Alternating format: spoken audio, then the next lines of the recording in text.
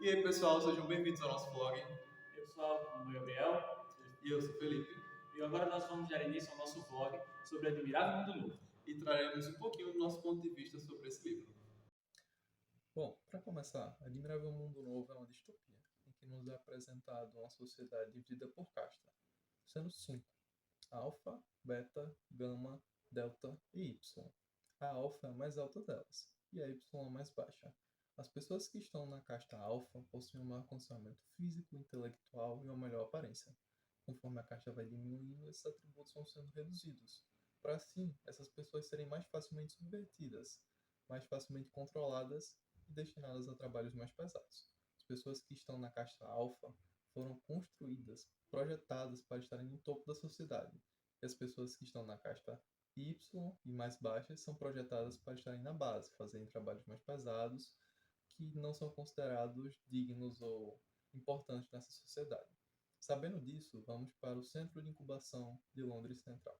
O Centro de Incubação e Condicionamento de Londres Central, que é onde esses indivíduos são desenvolvidos. Nesse mundo, já não existe mais nascimento natural.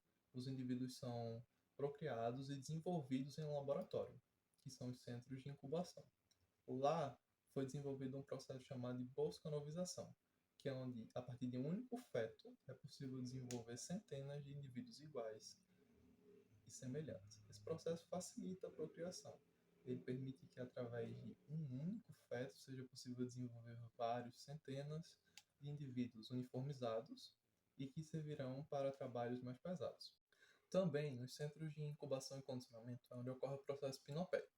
Esse processo tem como objetivo garantir que cada cidadão siga à risca todas as regras definidas por essa sociedade. Quando criança, eles escutam centenas de vezes, enquanto dormem, as regras que baseiam essa sociedade, as leis e todos os procedimentos corretos, que são basicamente jamais serem solitários, jamais desenvolverem laços muito profundos ou paixões, e eles sempre têm que consumir. O objetivo dessa sociedade é fazer com que todos sejam felizes. O foco é a felicidade. E para isso, eles desenvolveram uma droga chamada Soma. O Soma, ele basicamente faz com que as pessoas esqueçam todos os problemas e por um momento alcancem a felicidade.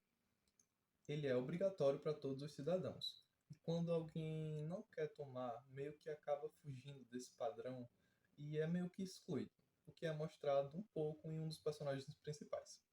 Bom, falando dele, ele é um alfa mais, que trabalha no centro de incubação e condicionamento, que acaba desenvolvendo uma pequena trama com a outra personagem chamada Lenina. Eles têm um diálogo, conversam, ele acaba demonstrando uma opinião meio avessa a tudo que a sociedade é a favor, e ela acaba tentando convencer ele, mas não consegue. Por fim, eles vão para um centro de reserva de pessoas selvagens, consideradas selvagens por essa sociedade. Lá é onde estão os últimos seres humanos nascidos. O único canto do planeta deles em que existem seres humanos nascidos. Na reserva selvagem, Bernard e Lenina, os personagens principais até o momento, vão encontrar outros dois personagens bem importantes para essa trama, John e Linda. John é filho de Linda como diretor do Centro de Incubação e Condicionamento. Voltando no tempo, Linda, ainda na sociedade civilizada, teve um envolvimento com o diretor, e eles foram visitar a reserva selvagem. Por uma série de problemas, ela acabou ficando presa lá durante uma série de anos e acabou tendo muitos problemas com os selvagens, pois o que ela acreditava os selvagens repudiavam e vice-versa. E o seu filho, por consequência, acabou sofrendo as consequências disso também. De volta ao presente, no encontro de Bernard e Lenina com John e Linda, eles os ajudam a sair da reserva selvagem. De volta à sociedade civilizada, Linda volta a utilizar a Soma, só que em grandes doses, o que vai acarretar em sua morte. E John acaba rejeitando tudo isso, a sociedade e a forma como eles se drogam. John é, por uma série de problemas, levado a ter uma reunião com o administrador, o que faz uma série de perguntas a ele, e eles têm um sério diálogo sobre religião, sobre felicidade, e o administrador questiona seriamente a ele sobre tudo que ele acredita e eles dialogam sobre o que é felicidade, sobre crença e religião. E o administrador explica a ele que relacionamentos, crenças são muito instáveis, portanto, não pode haver na sociedade, porque o objetivo principal desse mundo é garantir a felicidade de todos. Após toda essa confusão, Bernard é sentenciado a ir para uma ilha distante e John, por não querer mais viver nessa sociedade que ele reprova, vai junto com Bernard e ele acaba vivendo o resto de seus dias isolado como um selvagem.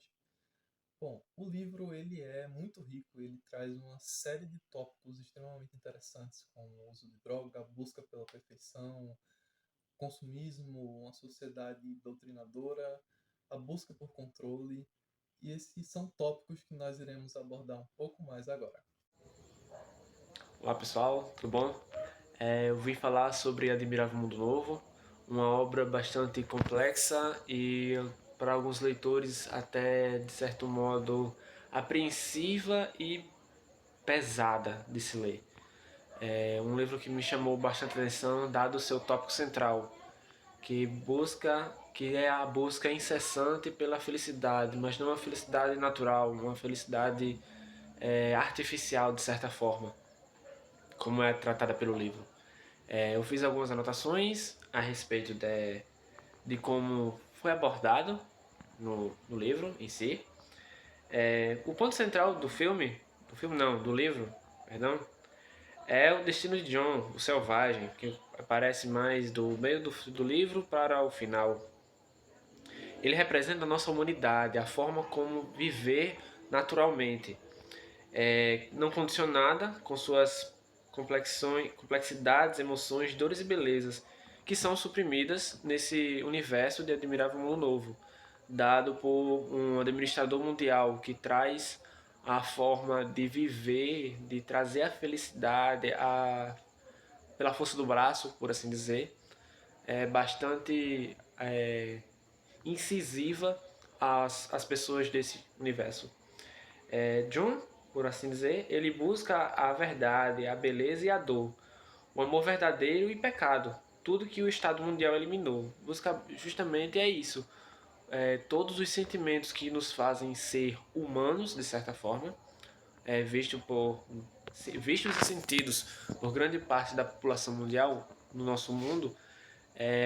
No mundo de Admirável Mundo Novo não há esse sentimento vívido nas pessoas. Mais algum ponto é que a tentativa de viver de acordo com os valores entra em choque justamente com a constante realidade ao redor por onde ele está, o que faz ele tentar ter uma tentativa de viver em reclusão desse ambiente em que traz a felicidade acima de tudo por meio até de drogas, no caso é retratada no livro como a soma, que de certa forma eu vi alguns outros críticos falarem que seria a soma, literalmente a soma da matemática, de todos os outros sentimentos em um único, que seria a pessoa sentiria ele apenas devido ao uso da droga, e que haveria essa condição de sentir esse sentimento que trazia a felicidade em si bastante presente para as pessoas. O final do Admirável Mundo Novo é uma advertência poderosa sobre os perigos de controle que uma organização pode ter, dada como é que eu posso explicar, ao modo de viver da humanidade. Controle social extremo, busca pela felicidade. O autor nos faz refletir sobre o que realmente significa ser humano, tipo, o que nos faz se sentir humano. É o que sentimos, é o que fazemos, é como nos relacionamos com as pessoas. Então, isso é bastante criticado pelo autor nesse livro, que justamente cria todo esse cenário para abordar essas questões que é tão importante no dia de hoje e que nos fazem refletir bastante sobre o modo de se viver. Mas ao fim do livro, John acaba cometendo suicídio devido às fortes, como é que eu posso te explicar em palavras que possam entender, pressões dos jornalistas que estavam ali pelo momento, que é um lembrete sombrio, que às vezes a única forma de preservar a nossa dignidade é justamente a forma que se nega ao mundo. O final de Admirável Mundo Novo continua inabalável, provando que para este estado mundial, o ambiente em que Admirável Mundo Novo é retratado, a estabilidade e o conforto prevalecem sobre a individualidade e a busca pela verdade, o que nos faz refletir bastante sobre a busca incessante pela verdade.